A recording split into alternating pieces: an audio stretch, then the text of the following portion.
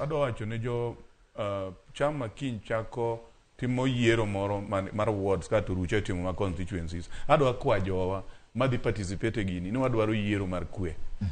Winjo mabei kunde moko jomoko pange weche moko maricho richo. Mae ok ber. Chama ni wadwa ni watege kendo wagere obed chama motegno man gi ji mang'eny. Ok wabi bedo gi ji mang'eny ka kunde moko ipange violence, biro riembo ji, biro miyo mak gine nafas makawo go jowa ma samoro lwenyo ingo kunde ka. So kwadwaro lweny, jo Migori akwayo gi kwe gi ng'uono gi muolo ni watimuru yiero ni ka ber to ji obed gi consensus owinjre.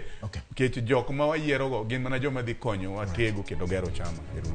Erokamano lweny kowuok e UDA e ODM to gibi e UDA wan thuolo. Ramogi en ni sama iloso bul to ng'ato ywa pien kadhi koka kore. Mane gima otimore ka Ramogi e kind Mheshimiwa Walter Owino kaachiel kod Dr. Mark Matunga. Ratiro chopo giko mare. Ogeno ni gima duong' ka en puonjruok. Upuonjru gimoro achiel e manyo mwandu mawuok ke sirikal kadhi e gweng'.